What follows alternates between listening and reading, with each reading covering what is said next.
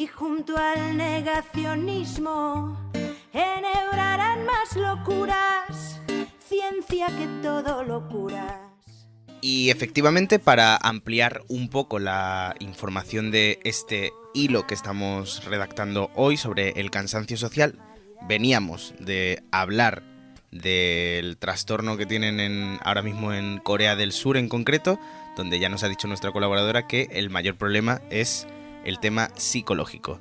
Vamos a hacer un poquito de atención en este tema y para ello tenemos a Irene Martínez, psicóloga, que es un placer tener aquí con nosotros. ¿Cómo estás? Igualmente, muchísimas gracias. Pues muy bien, un poco nerviosa, pero bueno, creo que esto que estáis haciendo es súper importante y necesario, así que lo que haga falta. Muchas gracias, que la verdad que en el estreno vienen bien estas palabras. Vamos ya directamente, si te parece, vamos a entrar en el tema. Vamos a hacer hincapié en esto que parece que no se tiene tan en cuenta en la salud mental, que hoy la hemos mencionado mucho. Vamos a empezar por un problema que ya estábamos mencionando también al comienzo del programa. El desconocimiento de todo el funcionamiento de la investigación últimamente ha dado infinidad de titulares con pues informaciones poco matizadas, en algunas ocasiones contradictorias unas con otras, lo que seguro que son excesivas. ¿Cómo puede afectar esta sobreinformación sobre el COVID, porque realmente es el monotema, a toda la salud mental? ¿Nos agota mucho más toda esta sobreinformación? Vale, a ver, el problema básicamente no es la sobreinformación para mí, porque el problema es que no sabemos informarnos bien. Quiero decir, sí es cierto que cuando aparece demasiada información lo que ocurre es que nos sensibilizamos a ella. O sea, no, al revés. No, sí, en un principio nos sensibilizamos a ella, es como cuando ocurrió todo el tema de las personas inmigrantes en pateras, que al principio salía muchísimo en la tele, y todo el mundo estaba súper preocupado y muy a tope con las personas inmigrantes. Después, ¿qué pasa? Sigue saliendo en la tele y ya no nos preocupa. Pues ahora está ocurriendo exactamente lo mismo. En la primera ola, pues la información no estaba contrastada en muchas ocasiones, es muy fácil acceder a ella, y como no hay control sobre las redes, pues cada uno se informa pues de lo que afirma, lo que ella piensa. Entonces, bueno, pues nos estamos encontrando en los estudios que todavía no se han hecho en España, que están en ello, sobre todo en China.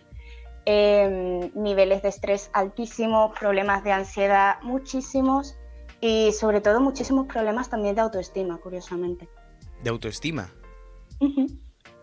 Pero y a priori me es difícil conectar este tema con la autoestima. ¿Cómo es? ¿Qué se piensa que es el origen de este problema? Pues ahora mismo nuestra autoestima depende a veces un poco de la sensación de control que tenemos sobre las cosas que nos ocurren. Hay ciertas cosas que sí podemos controlar, ciertas cosas que no. Un virus que no ves, que aunque tengas cuidado te puedes contagiar, que si te contagias, pues lo de Madrid, que matas a tu abuela. Quiero decir, eso al final está haciéndome ya en todos nosotros, quitándonos ese control, y al final pues afecta la autoestima. Claro, es verdad que en ese tema, que se ha comentado un montón lo de Madrid, siempre hay una pregunta en el aire, que es si realmente tiene sentido que llamemos mucho la atención, o precisamente parece que se le está dando la vuelta para hacer memes, porque al final se ha dado la vuelta y se han convertido en memes estos carteles. ¿Tú crees que convertirlo y darle la vuelta es un poco también una protección ante ese mensaje tan duro que se nos da, o es más bien simplemente que pues, es nuestro ADN? Ambas cosas. En España somos unos cachondos, eso ya lo sabemos. En todo lo que ha salido salen memes, por eso Twitter es algo fantástico. Pero también creo que es una forma de protegernos a nosotros mismos al final, porque, no sé, un mensaje así en frío de si no eres responsable y no haces lo que yo te digo, tu abuela va a morir. Y además fíjate que van a las abuelas, a los abuelos, que son personas que en España son muy importantes dentro de la familia normalmente. Pues yo creo que la mofa y la burla es una forma de protección, definitivamente. No he leído mucho sobre eso, pero no me parecería nada extraño. Es que es mejor eso que decir, pues, es verdad. Y a priori, pues claro, yo sí lo pienso, yo entiendo que es una amenaza que sí que podría convencer a más de una persona a que se estuviera quieta y que no saliera y que no se moviera. Pero a priori, ¿crees que en la balanza es positiva la medida? O sea, lo que nos llevamos de a lo mejor gente que se queda en casa compensa ese pensamiento negativo y ese terror y esa mala sensación de sentirse culpables. No sé muy bien cómo equilibrar estos dos puntos. Creo que no te he entendido muy bien. O sea, que es verdad que por un lado habrá gente que haga caso y que deje de salir, y eso es lo que supuestamente ganamos porque hay menos movimiento en la calle y demás. Pero por otro lado, estos carteles son un ataque directo, una amenaza directa, un terror que nos están lanzando. ¿Qué pesa más? ¿Lo positivo de que la gente se mueva menos o la consecuencia mental del mal rollo que crea este tipo de mensajes? Pues la verdad es que no lo sé, yo supongo que depende mucho. A las personas que sean mucho más sensibles, por decirlo de alguna forma, pues me imagino que será desastroso. Imagino, pues... Mira, de hecho, en los últimos estudios se habla de un porcentaje relativamente alto de niños con estrés postraumático. Que eso es... eso es brutal. Y en estos niños lo que hay son pesadillas. Yo me imagino a una persona que vea esos carteles, que su abuela o su abuelo esté enfermo, me lo imagino con pesadillas. Pero aún así, de todas formas, me parece muy hipócrita el hecho del anuncio en sí, porque te ponen un anuncio de no salgas, pero después buses llenos hasta las trancas, trenes en los que no te puedes mover, el centro de trabajo, todo el mundo apelotonado, todo el mundo al mismo sitio, entonces... Sí, que la paradoja... No sé. La paradoja, en ese sentido, ya más allá de cualquier valor... más allá de cualquier valor psicológico, la paradoja es que haya carteles pidiéndote que no salgas en los metros, que están repletos de gente. Eso está claro, eso está claro. Pero vamos a volver un poco más, ya a dejar un poco el tema de Madrid, que es inevitable. Venimos de un confinamiento y vamos a otro confinamiento, o estamos en ese ya entrando. ¿Cuáles son las consecuencias mentales de algo como esto para una persona? O sea, ¿qué se sabía ya de antemano de que los confinamientos podían ser preocupantes? ¿Cuáles son las consecuencias de todo esto? Vale, pues la información sobre eso, curiosamente, no viene de China, sino que viene de cuando fue la gripe A, que también se planteó como una pandemia, creo que fue en 2006. Y de hecho también hubo restricciones por el tema sanitario y demás. Lo que pasa es que, bueno, algunos somos muy jóvenes y no nos acordamos de ello. Pero bueno, en 2009, no 2006. Y se vio que sobre todo los dos factores que más afectaron fueron la pérdida de hábitos y rutinas y lo que es el estrés psicosocial, que es lo mismo por el tema de ansiedad, depresión, cambios de estado de ánimo y demás. Pero bueno, sobre todo lo que se ha estado encontrando, me voy a fijar sobre todo en los niños, porque en los adultos ha sido sobre todo depresión y ansiedad. Sí. Pero bueno, y cada uno con su historia, por supuesto. Pero es que en los niños es muy, muy destacable, porque nos encontramos alteración de conductas y alteraciones emocionales. O sea, te encuentras a un niño de 5 o 6 años con ansiedad. Ya, que a priori no debería tenerla, sí. Hombre, bueno, la ansiedad no es mala.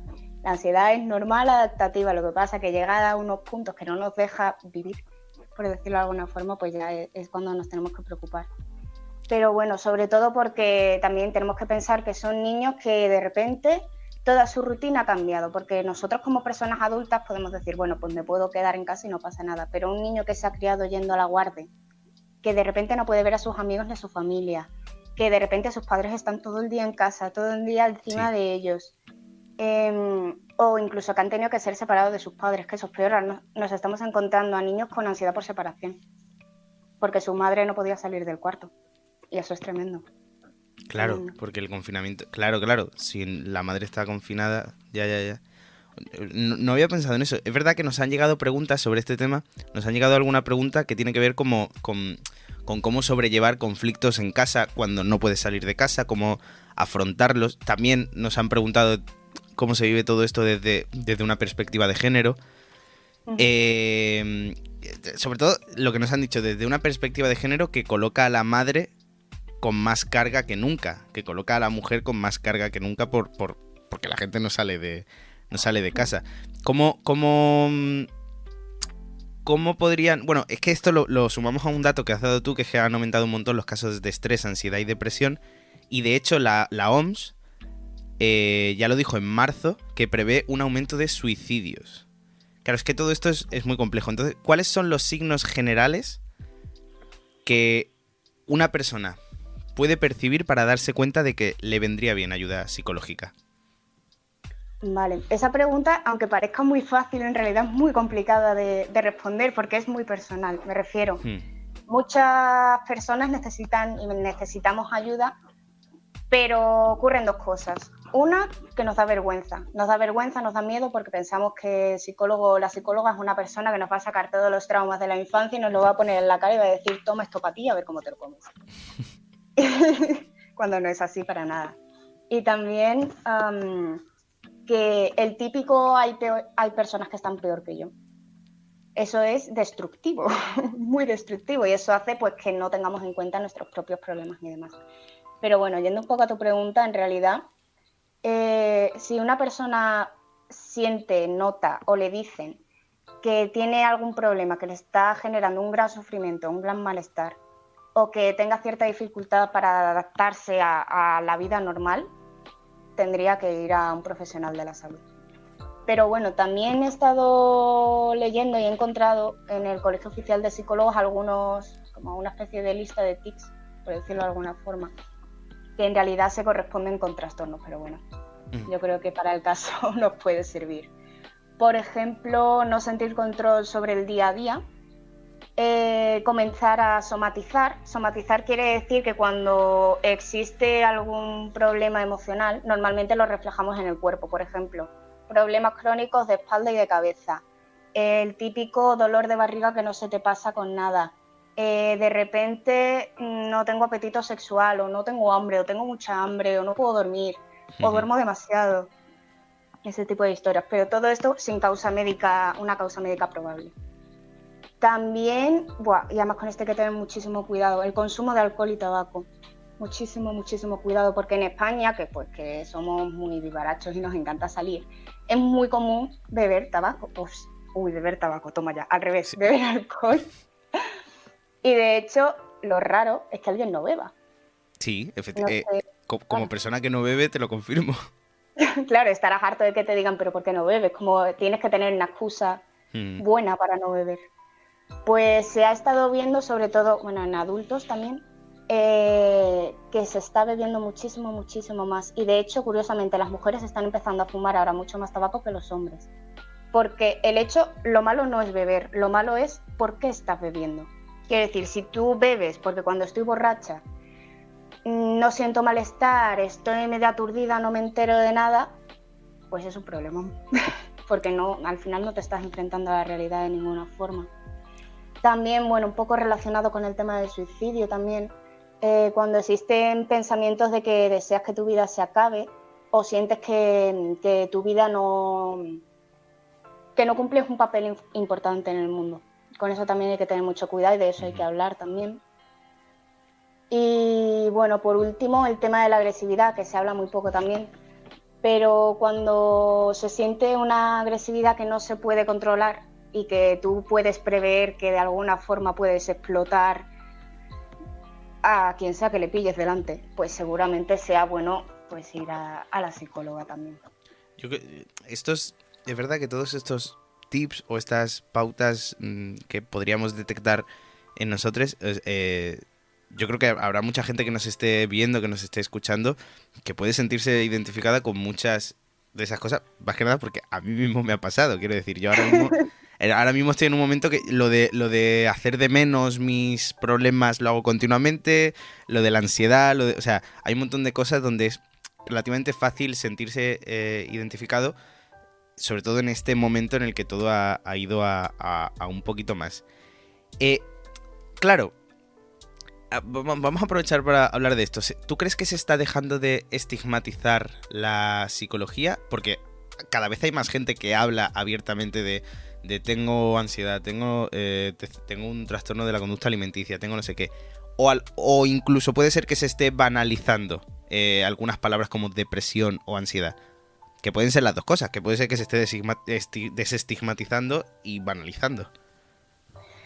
Pues yo tiro más por la segunda, la verdad, porque sí es verdad que, bueno, digamos que los trastornos de moda ahora sí que se habla un poco más, pero la gente sigue sin tener ni idea de lo que es la depresión o de lo que es un ataque de ansiedad o lo que es vivir con ansiedad realmente, no tenemos ni idea. No. Y bueno, creo que está bien que se hable de esto en redes sociales. De hecho, pues hay muchas psicólogas en Instagram, en Twitter, hablando sobre estos temas y es una red preciosa y fantástica. Pero yo creo que nos queda mucho camino, porque claro, el problema de los trastornos, no me gusta llamarlos así, pero bueno, de los trastornos mentales, es que normalmente se han relacionado con la violencia. El estigma es, estás loco y eres violento. Si tú piensas en una persona con esquizofrenia, lo primero que se te viene a la cabeza es cuidado que te ataca. Sí. Porque hemos visto películas sobre psiquiátricos donde vemos las contenciones mecánicas, vemos a una persona que se te abalanza con un cuchillo, vemos ese tipo de historias. Entonces al final se les ha fetichizado, por decirlo de alguna forma, siempre relacionados con la violencia. Y sacarlo de ahí es muy difícil, muy difícil. Para hacerlo, lo que tenemos que hacer es acercarnos a esas personas. Yo por eso soy voluntaria desde que tengo uso de razón, desde que pude empezar a hacerlo. Y de hecho, todos los estudios dicen que si quieres dejar de estigmatizar algo, tienes que acercarte a ello, ya sea, por ejemplo, la población gitana, personas con diversidad funcional, síndrome de Down, personas con algún trastorno mental grave. Tiene que ser participación comunitaria siempre, porque en redes sociales está muy bien, pero la información por sí sola no, vamos, en todos los estudios lo dicen, no sirve para nada. A mí me llama mucho la atención, y no lo puedo evitar, que siempre en este país hablamos de...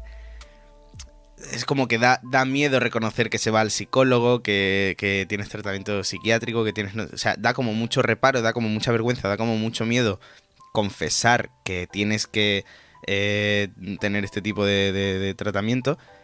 Y a la vez, a la mínima decimos, no, ponme esto bien que me da TOC. O no, que estoy con una ansiedad. Es como que hablamos muy a la ligera de estos términos, mientras a la vez no, yo no estoy loco. O sea, es como...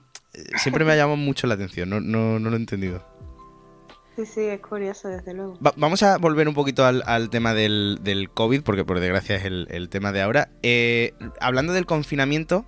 Es verdad que veníamos de un primer confinamiento muy incierto, que no sabíamos realmente a qué nos enfrentábamos, y ahora estamos en uno, estamos yendo a uno, y ya sabemos lo que es, ya sabemos qué es esto. ¿Cómo cambia la motivación respecto a esto? ¿A mejor porque ya lo sabemos o a peor porque ya lo sabemos? Claro. Pues mira, yo creo, es que de nuevo, lo bonito de la psicología es que todo depende. Son muchas variables personales, pero... Para mí, yo diría que a peor, porque el primer confinamiento fue todo a una. De repente un día no puedes salir a la calle, aunque estábamos más o menos avisadas, un día no puedes salir. Pero ahora mismo nosotros estamos viendo cómo se van coartando nuestras libertades, cómo nos dejan cada vez hacer menos cosas, como un día de repente nos cierran los bares y a la semana nos lo abren otra vez para cerrarlos otra vez en enero. En fin, yo creo que ahora la gente está más estresada por eso, porque ya perdieron, por ejemplo, yo qué sé, me imagino a un padre o una madre de familia que ya perdió su trabajo, que se ha esforzado por conseguir otro y ahora otra vez me van a encerrar. No sé, yo creo que habrá muchísima frustración, mucho más que antes sobre todo, y mucha incertidumbre, que yo creo que es peor incluso. Claro, al final se alarga también la presión un poco económica. Bueno, de hecho, las medidas que actualmente está manejando el gobierno son más económicas y laborales que sociales o que atiendan un poco a nuestra situación personal. ¿Qué medida se recomienda desde el gremio de la psicología? Porque es verdad que hemos escuchado a hosteleros, hemos escuchado a aeropuertos, hemos escuchado gente de por todos lados diciendo qué harían, pero no se ha escuchado mucho al mundo de la psicología. ¿qué recomienda la psicología para que esta situación no afecte tanto? Te lo digo porque a mí, por ejemplo, me viene a la cabeza lo que han hecho en Bélgica. Que creo no te lo sé decir en su idioma, pero el compañero de mimos, como se ha traducido. Me encanta, sí. Que me parece, a mí a priori me parece una medida interesante. No sé qué opinas. Hombre, desde luego no sé, yo no pasé el confinamiento sola, tuve la suerte de pasarlo con mis padres. Uh-huh. Pero me imagino a una persona sola durante 2 meses y te puedes volver cucú de verdad. O sea, sin hablar con nadie, sin tocar a alguien con lo que nosotros somos aquí, de tocar, de abrazar, de los besos en la cara, en cualquier parte se ve como raro, imagínate. Tremendo, me parece bonito. Pero bueno, en cuanto a las medidas, mira, tengo algo de la Universidad de Granada, porque, bueno, creo que es bastante interesante. Y hablan en primer lugar del manejo de la información, que es un poco lo que hemos estado hablando antes, que aunque es importante que entendamos lo que está pasando y es importante que le demos sentido a todo esto que nos está ocurriendo, tenemos que evitar la sobreexposición a la información, sobre todo en casos en los que podemos comprobar que nos altera emocionalmente. Quiere decir, una persona que pone las noticias instantáneamente dolor de barriga, es que no puedo respirar, es que o me enfado, de repente me pongo muy triste. Y también con esto, mucho cuidado con la información que le damos a los niños, porque la información tiene que estar adaptada a la edad. Lo que te comentaba antes de las personas refugiadas, de repente el niño en la playa, yo no me puedo imaginar un niño pequeño viendo eso, que no sabe lo que es la muerte todavía. O sea, bueno, hay que adaptar la información. Y bueno, hay muchos organismos que se han encargado de hacer vídeos, de hacer cuentos infantiles para explicar todo el tema del COVID. Con eso hay que tener mucho cuidado.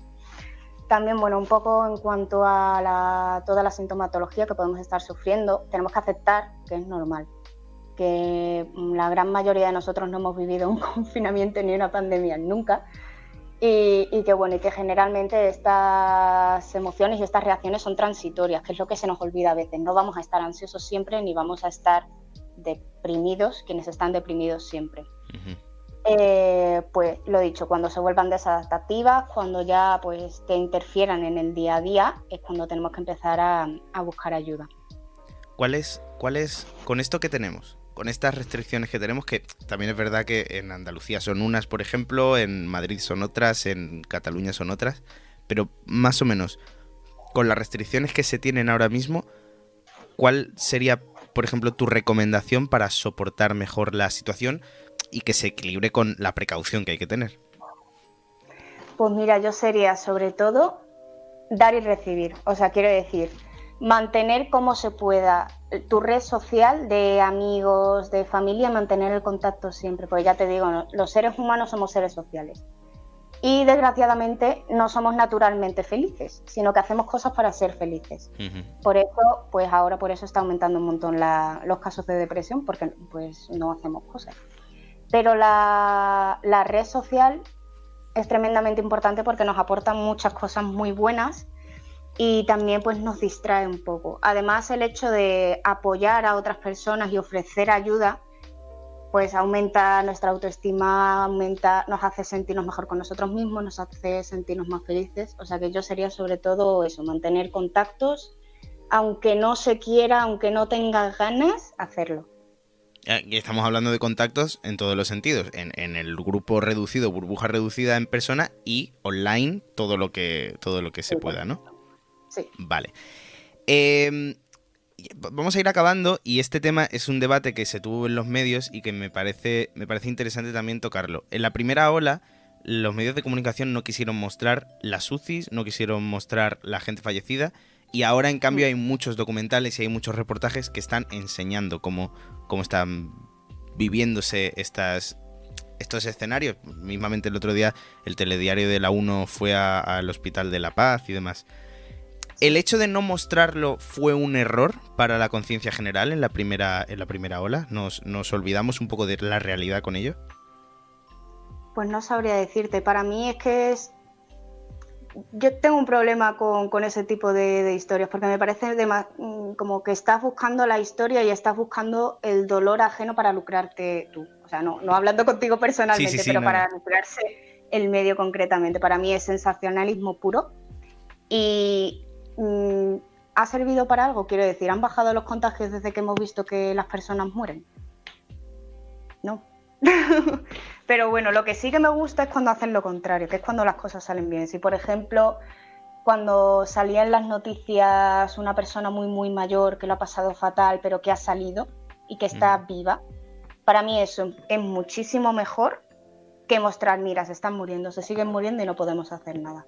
Para mí, no sé, ese mensaje de ánimo, creo que los efectos que provoca son muchísimo mejor. Porque hay otras formas de concienciar a la población de que hay gente que se está muriendo. Claro, y hay el argumento que usan mucho ahora mismo la mayoría de medios es que nos hemos, lo que decías tú también al comienzo, que nos hemos insensibilizado a los números, a que nos digan de repente que hay 200 fallecidos, hay 50 fallecidos, hay... claro, ¿cómo se puede...? Es que tampoco sé si por otro lado es lo mejor dejar de insensibilizar, que igual es una cosa de protección. Pues mira, la verdad es que no lo sé. Claro, es un tema complicado, que estamos hablando de muchas vidas, ya.